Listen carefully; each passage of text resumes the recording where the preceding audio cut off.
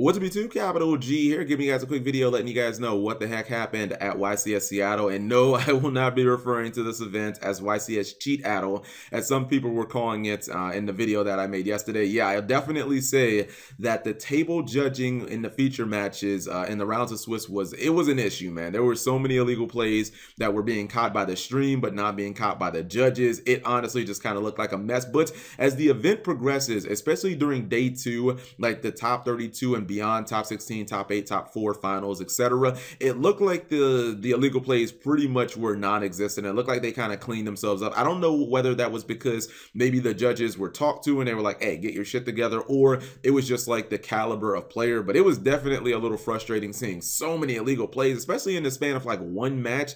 It was like, come on guys, are these judges even paying attention? But it did kind of work itself out in the end. So anyways, YCS Seattle was a relatively small event. That was actually the first thing that I noticed. The attendance for this event was actually really low. Only 851 duelists actually entered YCS Seattle. And for those of you who don't know, for a domestic event in like the United States of America, that's actually really small, especially considering sometimes in California we have like 1,000-person regionals, and I think the location of Seattle, Washington might have actually been a determining factor. If you guys don't know, it's actually like really tucked away in the northwest tip of the US. So a lot of players from California, you have to basically drive through the entire state of Oregon, if I'm not mistaken, to get to Washington. And if you live in like Southern California, then I guess you're basically just getting on a plane. Like if you live in LA or you live in like, you know, maybe San Diego or something like that, I guess you just have to get on a plane, and maybe people weren't feeling that. So the attendance was relatively low, especially when you compare it to YCS Bochum, the one that Billy won, or YCS like Anaheim, the one that ABC won. Like those events were like 1,800 people. So the turnout was really good. I think when they get a location that isn't like in, you know, a corner of the US, I think you'll start seeing the 1,500 to 1,800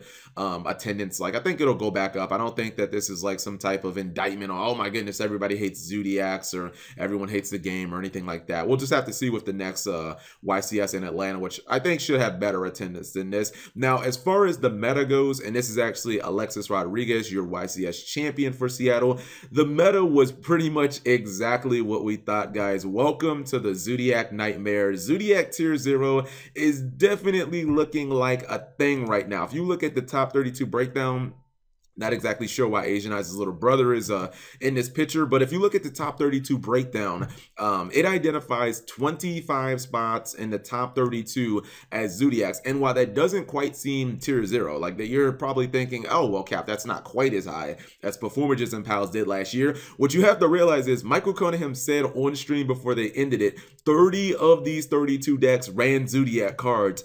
30 out of 32, which means basically you can kind of classify them as Zodiac decks. So that would make this tier 0. That would put it in the same type of category as Teledad taking 15 out of 16 spots, or Performages and Pals taking 30 out of 32 spots at the one YCS Atlanta that, you know, it was like the only YCS that it was really legal for because Konami killed the deck. I want to say, if I had to take an educated guess, I'd probably say, I know for a fact that this Paleozoic deck didn't run any Zodiacs because he played on stream and his match was actually very impressive. He actually 2-0'd Zodiacs. And I'd probably say that this Burning Abyss build, maybe that one didn't. Actually, no, I think that Slim has this on his channel and I think it actually might run Zodiacs, but I know the Paleozoic build didn't. And one of these other decks, it might have actually been, I think, one of the pure Infernoids that didn't run any copies of Zodiac cards. But guys, we basically are at where the OCG was, where, you know, I was making those videos saying, hey, Zodiacs are like 90% of the meta. This is fucking scary. This is tier 0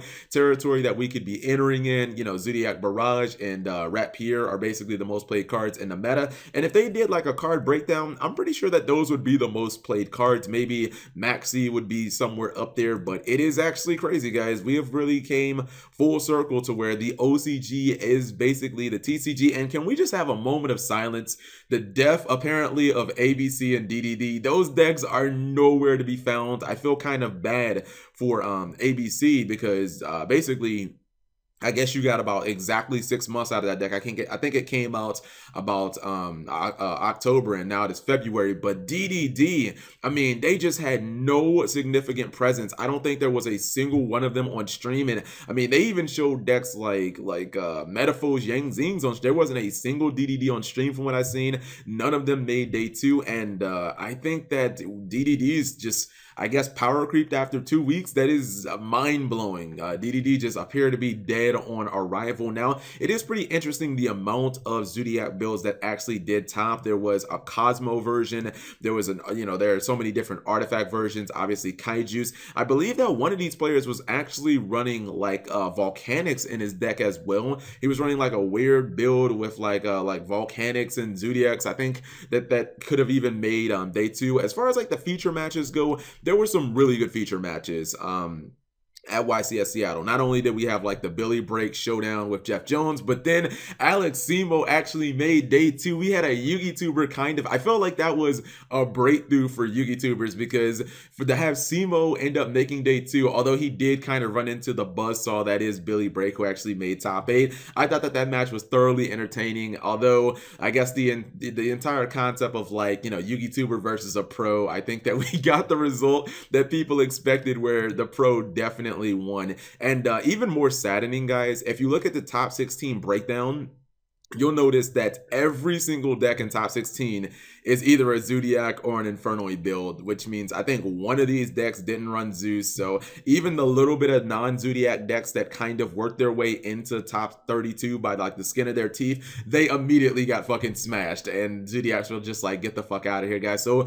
we are basically in tier 0 territory. Now, as far as like some interesting standout cards that I noticed throughout the day, and for as much hate as I guess Zodiacs are probably going to get, as much backlash as they'll receive from the community, because no one really likes tier 0, I have to say that it's pretty incredible. If you look at like some of the cards that people are running now, how Destruction is like back, and some of these old school cards that have entered the meta again, I do actually find it pretty fascinating. Things like Jeff Jones was running Enemy Controller in his main deck, and Book of Moon seems to be back in the meta. I mean, when's the last time you guys saw people really main decking Torrential Tribute and MyBody as a shield? That's something that newer players have probably never seen. It's been maybe 10 years since MyBody as a shield was in the finals of a YCS. I think Jonathan Moore ran MyBody as a shield when he won with 6 Samurai, but like Monster Destruction is really big, and that's the reason why people are running MyBody as a shield, is because if you have a Trident and your opponent like normal summons, if you try and pop their card with Trident, they can MyBody, they can kill their Trident or kill your Trident, and then they can continue doing their plays. Also, we had so many Mirror Force sightings, guys. Mirror Force seems to be coming back into the meta too. Noah Green was actually running not just the original Mirror Force, but he was running Storming Mirror Force, and because of all this destruction, he was actually side decking multiple copies of Starlight Road, which actually resolved in the finals. Like, I honestly think this is pretty much a very fascinating time for like tech cards, because they seem to be all over the place. And again, speaking of that, I think that Billy Break might have actually put this card on the map with his multiple feature matches, where this card was actually really big. It's called Spiritual Swords of Revealing Light, and it's a brand new card that came out of the Dark Side of Dimensions movie pack. And one spur attack, you can actually pay 1,000 life points, and you can negate that attack. So it doesn't actually end up being that efficient when it comes to like life points. But the good thing about this is, when you're playing any type of that grass looks greener deck, you can mill this card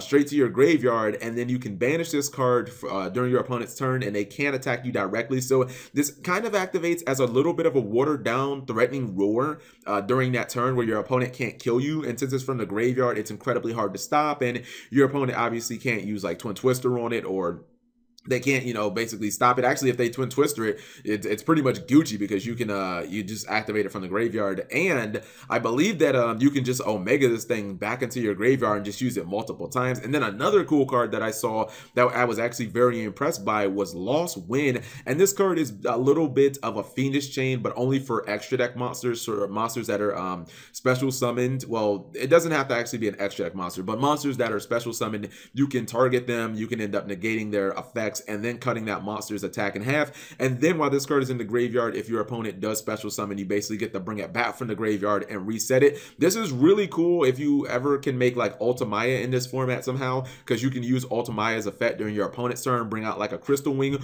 or in a deck like Paleozoics, which Paleozoic did actually make top 32, and I do feel like in that match, I felt like Paleozoics were really impressive. I feel like Paleozoic could be the most under the radar deck in the format. I know that sounds kind of dumb when you're looking at a tier 0 format, but this does allow you to basically activate a trap 2 times, and you know, you can get 2 Paleozoic monsters out from that. But this was an event that pretty much went as planned, guys. Zodiacs just dominated everything when it came to top 32. I mean, we got a few non-Zodiac decks, but they were immediately just wiped out because Zodiacs just appear to be way too powerful, guys. So I don't know the chances of an emergency ban list, but the last time that a deck put up these type of numbers were like 30 of the 32 decks that were in top 32 were playing those cards. Konami did give us an emergency ban list, but I don't know how people would react to that with some of the Zodiac cards being expensive. And it looks like decks like DDD are just dead on arrival. It looks like you know, ABC is just out of like the big meta. So what do you guys think?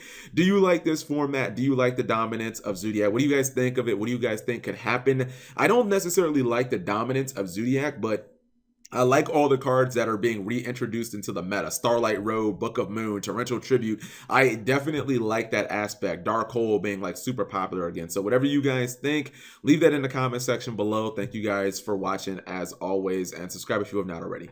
Almost forgot to mention this in the video. Konami, shame on you. You niggas giving out these old ass Xboxes like the Xbox One S didn't just come out last year. And what does it cost, like $250? I mean, come on guys, stop being so damn cheap.